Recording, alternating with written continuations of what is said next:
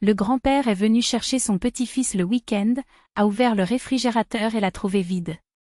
Ma fille, tu gagnes 300 000, pourquoi mon petit-fils meurt-il de faim? La question ressemblait plus à une accusation qu'à un doute. C'est alors que le gendre apparut, plein de lui-même, et dit fièrement, j'ai donné son salaire à ma mère. Le père de Marina n'a même pas scié. Il a tranquillement enlevé son manteau, a fait ce que lui seul savait faire et ce qui me fait l'admirer encore plus. Mais avant de continuer, dis-moi, d'où viens-tu et quel âge as-tu? Profitez de l'histoire. Le père de Marina avait l'habitude de se présenter à l'improviste, mais il n'a jamais envahi la maison. Il frappa légèrement à la porte, attendit quelques secondes, puis tourna la poignée. Peu importe s'il était heureux d'emmener son petit-fils aux eaux ou s'il venait simplement changer une ampoule un samedi. Il disait toujours, il faut frapper. Chaque maison a sa paix et mérite le respect. Cette fois, Polo André est arrivé tôt, alors que le quartier était encore réveillé et que le soleil apparaissait à peine entre les toits. Il frappa, attendit un « oui » discret et entra. Marina a jeté un coup d'œil depuis la cuisine, les cheveux attachés, le visage fatigué, le genre que nous essayons de cacher. Lorsqu'il vit son père, il sourit. « Papa, je suis content que tu sois venu. Yaroslav est presque prêt. »« Bonjour » a répondu Polo André, sans se presser. « Asseyons-nous un moment, prenons du thé. La route est longue et personne ne quitte la maison le ventre vide pour Evnuk. » Marina hocha la tête et retourna au fourneau. Grand-père accrocha son manteau au dossier de la chaise, regarda dans la pièce, son petit-fils de 7 ans, Yaroslav, se débattait avec ses lacets, regardant grand-père de côté, comme pour dire, si tu es venu sans prévenir, c'est parce que nous avons des projets. Et ils l'ont toujours fait. Qu'il s'agisse d'une glace dans le parc ou d'une conversation sur les raisons pour lesquelles les pigeons ne se battent pas pour les miettes. Polo André se dirigea vers la cuisine, s'arrêta devant le réfrigérateur. Il l'a ouvert instinctivement, un héritage de son service, lorsqu'il est entré dans une maison et a immédiatement évalué comment il vivait, ce qu'il mangeait, comment les choses se passaient. La porte grinça. À l'intérieur, seulement l'écho du vide, une étagère avec un pot de moutarde et un demi-citron sur une soucoupe, un autre avec une bouteille d'eau, sur la porte, un yaourt périmé de la veille et un morceau de beurre coupé en deux, emballé n'importe comment. Il n'a pas claqué la porte. Avec 2 doigts, il la referma lentement, comme s'il avait peur de casser quelque chose. Puis il parla, sans accusation, confirmant simplement, « Ma fille, il n'y a même pas un légume ici. » Marina s'est retournée, surprise, et a laissé échapper la première chose qui lui est venue à l'esprit, la vérité, nous l'achèterons plus tard. L'argent est serré. J'ai dû payer les médicaments. Et il y a toujours le paiement de la voiture. Polo André restait silencieux, regardant la bouilloire où l'eau commençait à bouillir. Vous gagnez bien, a-t-il dit, non pas comme une question, mais comme un rappel. Nous ne sommes pas dans la pauvreté. Je me souviens que tu l'as dit toi-même, il est possible de vivre, ne t'inquiète pas. Marina baissa la tête. C'est alors que la porte de la chambre s'ouvrit avec fracas. Des pas précipités, des tomes qui se bousculent, la fermeture éclair d'une veste de sport. Igor, le mari de Marina, entra dans la cuisine, grand, mal rasé, une tasse à la main. Regard étroit, non pas à cause de la lumière, mais à cause de l'habitude de mépriser les autres. Il remarqua immédiatement que son beau-père se tenait devant le réfrigérateur ouvert. Ah, papa est là, hein? Très tôt, comme s'il allait travailler, il prit une gorgée de café. Qu'est-ce que c'était, vérifier le réfrigérateur? Tout est sous contrôle. Polo André détestait les surnoms. Je n'aimais pas papa, ni Nevi. Il le regardait comme on regarde quelqu'un qui prétend tout savoir, mais qui ne sait presque rien. Yaroslav doit prendre son petit déjeuner, dit-il. Aujourd'hui, nous avons un programme. Les enfants doivent bien manger. Et il laissa la tasse sur le comptoir avec un bruit sourd. Qui argumente? Mais ici, nous avons un budget familial. Et s'il y a des gens qui ne savent pas où mettre la main, mais ma mère n'en est qu'une, elle se tourna vers son beau-père, comme pour lui jeter une pierre, j'ai remis son salaire à ma mère. Et alors? Ici, les choses sont résolues de la bonne manière. Marina gagne bien, elle n'a pas besoin de se suicider. Ma mère est à la retraite, elle a besoin de plus. L'air dans la cuisine est devenu plus raréfié que celui des étagères du réfrigérateur. Il n'y a eu aucun cri, aucune ironie cinglante. Polo André vient de retirer son manteau de la chaise, non pas pour l'enfiler, mais pour le plier soigneusement et le poser sur la table. Ce geste signifiait une chose, la conversation ne serait ni rapide, ni superficielle. Ce serait ici. Ce serait maintenant. Et ce serait sérieux. Marina, appela-t-il d'une voix basse et ferme, aide Yaroslav à mettre ses lacets. Prenons 2 minutes. Marina voulait protester, mais le regard de son père était un mur. Ce n'est pas à vous de tout faire seul, c'est à vous de faire ce que vous devez. Elle hocha la tête et partit. Les pantoufles du garçon résonnaient dans le couloir, précipitamment, comme s'il voulait prouver qu'il était déjà grand. Polo André était assis sur le banc, les mains posées sur la table.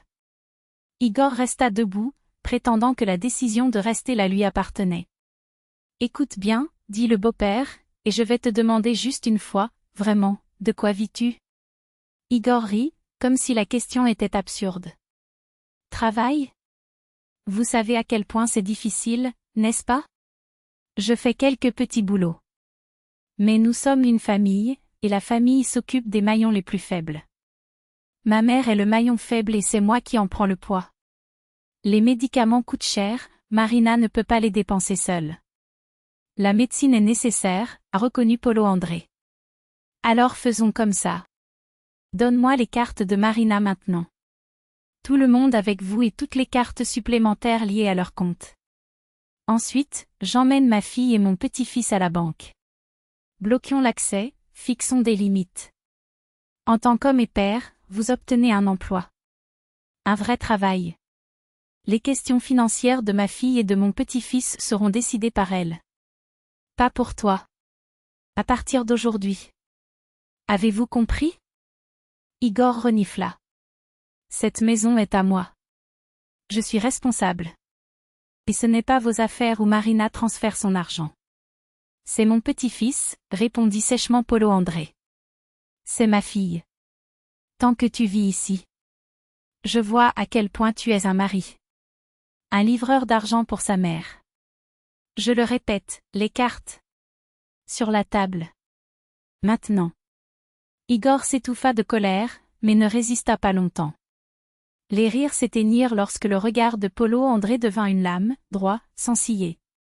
Il jeta la tasse dans l'évier, fouilla dans la poche de sa veste et en sortit une carte. Puis un autre. Le troisième était fixé au réfrigérateur avec un aimant, frappez-les sur la table. Prenez-le, mais bloquez-le bientôt. Ne plaisante pas avec ma mère, elle n'a rien à voir avec ça. Personne ne touchera à ta mère, dit calmement Polo André. Je te parle. Vous êtes adulte, vous avez pris vos décisions, désormais vous en êtes responsable.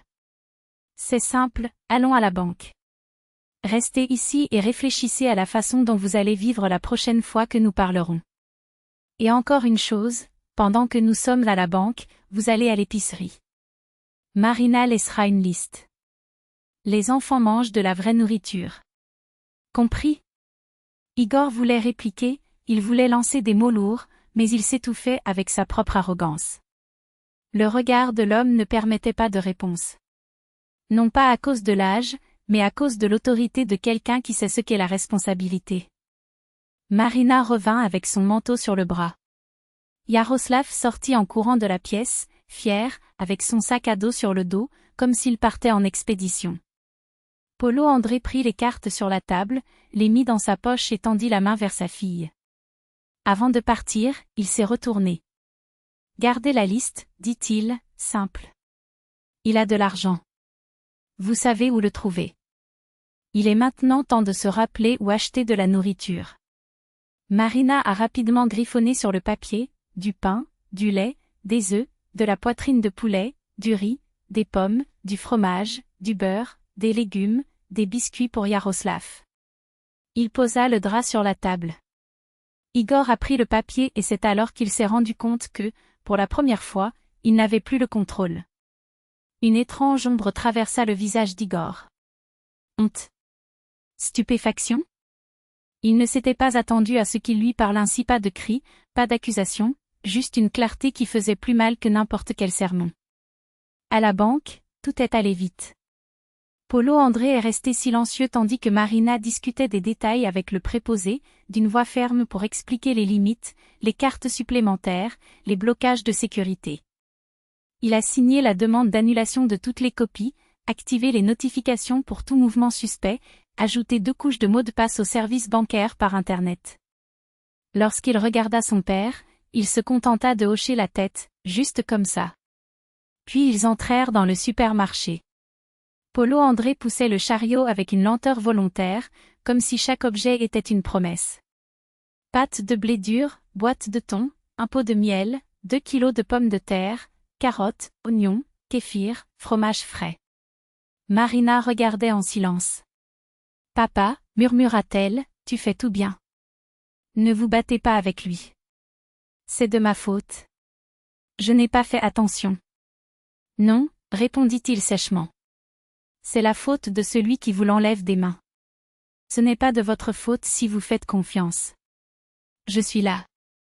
Lorsqu'ils revinrent, Igor était assis à la table de la cuisine, le regard vide fixé sur le mur. À côté, la preuve d'achat, il était allé seul au marché, comme s'il accomplissait un devoir scolaire pour la première fois. Maladroit, comme quelqu'un qui reçoit un compliment inattendu et ne sait pas où mettre la main. J'ai tout acheté sur la liste, dit-il d'une voix rauque. Bien, a répondu Polo André, sans cérémonie. Préparez un sandwich à Yaroslav. Ensuite, nous parlerons. Marina a pris le manteau de son mari et l'a emmené dans la chambre, faisant semblant de l'aider à l'accrocher, mais en réalité pour l'emmener quelques minutes. Respire, murmura-t-il. Il doit comprendre que ce n'est pas une punition. C'est un début. Commença Igor, la gorge nouée, Polo André, je. Non, dit le vieil homme sans lever les yeux du journal. Pas de cris. Personne ne vous expulse de la maison. Mais voici les règles, l'argent de la famille appartient à la famille. Ni de ta mère, ni de ton oncle, ni de ton ami. Tu es un homme, tu as 2 mains et une tête. Si vous ne savez pas comment l'utiliser, apprenez. Je n'ai aucun problème à aider ma famille. J'ai du mal à supporter un adulte qui trouve normal de céder le salaire des autres. Igor déglutit.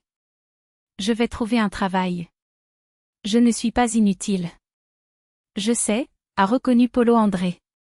C'est pourquoi aujourd'hui vous rassemblez les documents. Demain, poursuivez-le. J'allais faire ça il y a longtemps, n'est-ce pas? La nuit, montre-moi ce que tu as accompli. Pas pour moi, a-t-il précisé. Pour ta femme. Et comme si c'était un détail sans importance, je vais laisser un sac dans le couloir. Riz, farine, conserve. Ce n'est pas une aumône. C'est la garantie que mon petit-fils ne se couchera pas le ventre vide. Et ne me dis pas que tu trouverais un moyen. Il ne fonctionnerait pas si le placard était vide. Igor a écouté. Pour la première fois depuis longtemps, ce n'était pas des ordres ou des humiliations, c'était une carte. Faites ceci, puis cela. Comme ça. Et, pour ceux qui étaient habitués au chaos, la simplicité faisait mal comme une vérité nue. La journée s'est terminée plus légère qu'elle ne le méritait. Yaroslav a passé l'après-midi avec son grand-père, musée des vieilles voitures, glace fondant dans sa main, miettes de pain pour les pigeons du parc, des histoires qui n'ont jamais fini. Pendant ce temps, Marina organisait le garde-manger. Il a séparé les grains dans des bocaux en verre, plié des serviettes propres, laissé un panier de pommes sur la table pour que son fils voie, à son arrivée, qu'il y avait de la nourriture. Il a appelé sa mère et lui a expliqué en quelques mots. Monsieur Igor, comme toujours, soupira sa mère. Nous trouverons un moyen, répondit Marina, et cette fois elle y crut. La nuit, Polo André est revenu avec son petit-fils. Yaroslav a apporté du musée un petit livre sur les moteurs et un dessin, un rectangle avec 4 cercles en dessous. Pour toi, maman, dit-il fièrement. Grand-père a laissé un autre sac d'épicerie dans le couloir. Pour commencer, il l'a justifié. Je l'aurais apporté de toute façon. Ne discutez pas, devons-nous dîner? Igor est arrivé en retard, mais il est arrivé différemment. Sur le téléphone portable, 2 contacts enregistrés, le responsable de l'entrepôt et le contremaître du chantier. Tous deux ont promis une place à partir de lundi. Il l'a dit comme quelqu'un qui ne croit pas en ce qu'il vient de faire, comme s'il s'agissait d'un miracle trop petit pour mériter la foi.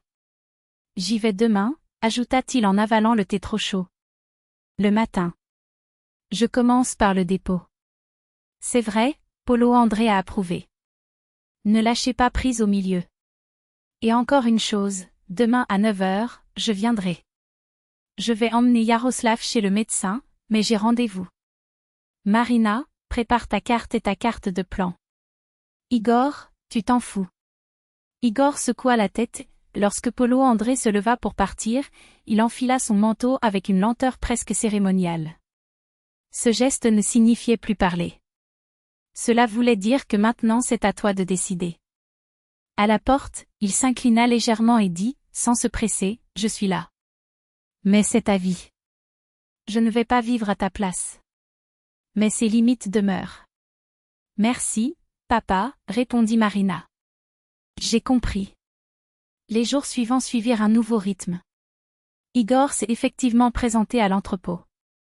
Il revenait la nuit avec les mains couvertes de graisse, les muscles endoloris et, pour la première fois depuis des mois, il se plaignait non pas de la vie, mais du voyage. Le brigadiste est un fils de pute, grogne-t-il, et les cartons sont lourds comme l'enfer. Normal, a commenté Paulo André, sans lever les yeux du journal. Combien avez-vous facturé aujourd'hui? Igor a fait un geste de dédain, puis a admis, beaucoup. Plus que je ne le pensais. Alors il faut tenir le coup, conclut le vieil homme. Attendez, gagnez le vôtre. Vous ne pouvez pas le prendre, trouvez autre chose. Mais ne retourne pas sur le canapé. Le canapé n'est pas une cachette. C'est un lieu de repos. Marina, quant à elle, a fait ce qu'elle faisait de mieux, elle a transformé le chaos en colonne. Il écrivit sur une feuille de papier, dépenses obligatoires. Des dépenses qui peuvent attendre. Loyer, électricité, cours de natation de Yaroslav. Il a épinglé la liste sur le réfrigérateur avec des lettres aimantées colorées. La nuit, ils s'asseyaient tous les trois à table et discutaient de où couper, où céder. Se sont-ils battus? Non, pas cette fois. Parce qu'il n'y avait pas de cris, il y avait des chiffres. Et les chiffres ne mentent pas. Igor, un homme habitué aux solutions faciles, a ressenti la vieille tentation qui le démangeait, tu peux demander à ta mère, tu peux le reporter. Mais, pour la première fois, la voix qui répondit n'était pas celle de la culpabilité, mais plutôt un simple calcul, si je travaille 3 jours d'affilée, je rembourserai la dette du marché. Le deuxième jour, il a appelé sa mère. La voix était trop forte, expliquant que c'était tendu, mais que tout allait bientôt s'arranger. Envoyez en 5000 maintenant. A-t-elle demandé. Igor s'est confus, a promis la semaine prochaine. Paulo André, feuilletant le journal dans la cuisine, a entendu les fragments et n'est pas intervenu. Ce n'est que lorsque son fils a raccroché qu'il est venu, a ouvert la fenêtre comme pour aérer la pièce et a dit doucement, Igor, la famille n'est pas un distributeur automatique. Le guichet automatique est l'endroit où vous travaillez. Notez ceci, si votre mère ne comprend pas, raccrochez. Marina ne se faisait aucune illusion. Il savait qu'Igor pouvait échouer, que la tentation du tour palpitait encore en lui comme un muscle atrophié. Mais pour la première fois, elle ne se sentait pas seule. Il avait son père, il avait l'esprit clair, plein de listes et de projets. Il avait son fils, dont la fin ne pouvait plus être retardée avec des promesses de plus tard. 2 semaines se sont écoulées. Le réfrigérateur n'est plus un vide obsédant. La nourriture redevint prévisible, soupe épaisse, riz aux légumes, poulet rôti le dimanche. Yaroslav a cessé de demander des cookies maintenant. Je savais que dans l'après-midi, il y aurait un morceau de gâteau aux carottes ou une pomme coupée en quartiers. Marina allait au marché une fois par semaine et revenait avec du fromage blanc, 2 kilos de pommes et un paquet de persil qui durerait jusqu'au samedi. Paulo André l'emmenait parfois dans la voiture, l'aidait à porter les sacs jusqu'à la porte, et ses mains, rugueuses, de la part de quelqu'un qui a transporté bien plus que de simples courses, ne lâchaient pas les poignées jusqu'à ce que tout soit à l'intérieur de la maison. Igor revint épuisé. Par 2 fois, il a perdu patience, il est retombé dans sa vieille habitude de tout transformer en plaisanterie acide, où le rire était un couteau. Marina dit alors sèchement, assez. Pas maintenant. Et, à sa grande surprise, Igor obéit. C'est peut-être la fatigue qui a tari l'ironie. Peut-être était-ce dû au nouveau rythme, qui ne laissait aucune place aux performances, mais seulement aux actions. Samedi, Polo André est arrivé tôt pour récupérer son petit-fils. Il frappa, entra, ôta son manteau. Le réfrigérateur n'était pas vide, sur les étagères, des bocaux alignés, des sacs en plastique contenant des légumes lavés. Sur la table, du pain de mie. Dans sa chambre, Yaroslav a mis une machine jouet dans son sac à dos, à côté d'une pomme. Grand-père, maman a dit qu'aujourd'hui on mange du pop-corn, a-t-il annoncé. Polo André sourit. Allons-y alors, dit-il. Mais d'abord, une promenade. Et avant de partir, il a laissé un autre sac dans le couloir.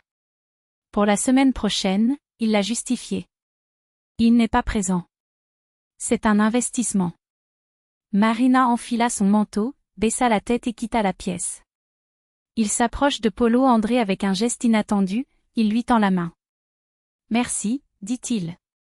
Si ce n'était pas pour toi à ce moment-là, il n'a pas fini la phrase, mais il a compris. Je sais. C'est difficile. Mais tu essaies. Et c'est déjà ainsi. Polo André hocha la tête. C'est difficile quand on marche. C'est facile quand on s'arrête. Et il ajouta, de la voix ferme de celui qui a déjà porté beaucoup de pierres, la route existe justement pour cela. À suivre, même si ça fait mal, astérisque. Il ôta de nouveau sa veste, mais cette fois c'était pour enrouler son propre foulard autour du cou de Yaroslav. Le vent dans le parc coupait comme une lame, expliqua-t-il. Et c'est dans ce geste simple, précis, sans chichi, que Marina a reconnu ce qu'elle avait toujours aimé chez lui, sa capacité à faire ce qui était nécessaire, au bon moment, sans attendre d'applaudissements. Un mois plus tard, la maison n'était plus la même. Non pas parce qu'un passe magique avait tout résolu, mais parce que chaque jour s'était transformé en brique. Igor n'est pas devenu le mari parfait du jour au lendemain. Il y avait encore des explosions, des silences pesants, des nuits où l'épuisement prenait le dessus sur la patience. Mais il a arrêté de toucher au salaire de Marina. Il a commencé à déposer son argent parfois moins, parfois plus sur la table, comme quelqu'un qui pose des cartes sur la table. Marina a arrêté de dormir avec son téléphone portable à la main, attendant des messages de débit. Yaroslav a appris une règle de base, les cookies seulement après le dîner. Et il cessa de pleurnicher par anticipation. Un après-midi, Igor est rentré du travail, a laissé sur la table les poires achetées en chemin les plus chères, celles qu'on aime et s'est assis. Il ôta sa casquette, jeta un coup d'œil aux notes griffonnées dans le cahier qu'il gardait dans le tiroir de son chevet et écrivit sèchement, « Aujourd'hui, j'ai terminé mon voyage. J'ai payé le cercle de Yaroslav. J'ai réparé la prise. Demain, je sortirai mon portefeuille pour obtenir plus de services. » Il n'a pas montré le cahier à Marina. Elle n'a pas demandé non plus. Et pour la première fois depuis des mois, à la place de la pierre qui lui serrait la poitrine, il sentit quelque chose de petit, lisse, comme un caillou roulé par la mer. C'est comme ça quand nous commençons à croire non pas aux mots, mais aux étapes. Polo André est apparu moins. Non pas parce que tout était résolu, mais parce que tout avançait. Il est arrivé comme toujours, il a frappé, attendu, est entré, a raccroché son manteau, a regardé dans le réfrigérateur, non pas avec méfiance, mais avec l'habitude de quelqu'un qui sait qu'il y a maintenant de la nourriture là-bas. Vraiment sourire. Il prendrait une tasse de thé et partirait dès qu'il se rendrait compte que désormais leur vie ne le regardait plus. Yaroslav revenait de chez son grand-père en parlant des machines dans le parc, des panneaux amusants, des mots nouveaux. Grand-père dit qu'un bon mot est comme une pièce neuve dans le moteur, répéta-t-il fièrement. Tout a déjà fonctionné, mais avec elle ça va mieux. Et il a commencé à les collectionner. Merci, s'il vous plaît, je peux le faire, plus tard, maintenant j'en ai besoin. Un soir, Polo André a pris une petite casserole à fond épais. Prends-le, dit Marina. C'est bon pour faire des boulettes de viande. Et l'omelette sort plus vite. Nous avons déjà des casseroles, sourit-elle. C'est mieux, répondit-il en baissant la voix. Et écoutez, si je découvre qu'il a encore pris de l'argent dans les poches de sa mère, je ne vais pas simplement enlever ma veste. Je vais enlever les gants. Et la conversation ne se fera pas avec des mots. Ne le laissez pas arriver là. Marina hocha la tête. Je savais qu'il le ferait. Mais j'aurais aimé ne pas avoir à le faire. Le samedi, la maison sentait le gâteau. Le dimanche, soupe le midi. Le soir, utilisez du shampoing pour bébé. Parfois, à la fatigue, cette fatigue honnête de quelqu'un qui n'abandonne pas sa maison. Ce n'était plus un poids écrasant, mais une fatigue propre qui nous permettait de dormir. Igor a finalement quitté les entrepôts et s'est rendu sur le chantier. Il rentrait tard, laissait ses bottes sales à l'entrée, se lavait les mains comme s'il voulait se débarrasser de la poussière de la journée. Il s'assit au bord de la table et mangea le bouillon en silence. Parfois, il regardait par la fenêtre, où le lampadaire dessinait un cercle jaunâtre sur le trottoir. D'autres fois, comme un garçon, il montrait à Marina ses notes, une semaine sans bagarre. J'ai acheté un nouveau cahier pour Yaroslav. Elle n'a pas regardé les lettres. Il a regardé les yeux. Et en eux, pour la première fois, je n'ai pas vu que j'allais essayer, mais je l'ai apporté. Ce jour-là où tout a commencé, Polo André n'a pas expulsé Igor, il n'a pas crié de menaces, il n'a pas claqué les portes. Il a juste tracé des limites. Et il a montré comment les surmonter pour ceux qui étaient prêts à faire leur propre choix. Pas de discours disant que je suis un homme, pas d'appel lancé par ma mère. Aucun héroïsme. Juste de l'action. Plus tard, Marina a feuilleté son cahier et a écrit brièvement « Vivre avec ma famille. Protéger ceux qui sont avec moi. Remercier ceux qui sont proches. » Ce n'étaient pas de grands mots. Il n'a jamais aimé les mots forts. J'aimerais me réveiller, allumer la bouilloire, ouvrir le réfrigérateur et trouver du lait à sa place, des œufs à sa place, du fromage à sa place, des pommes à sa place. Sachant que si le malheur frappait à la porte, elle ne s'effondrerait pas. J'attendrai. Il a été touché. Et il entra.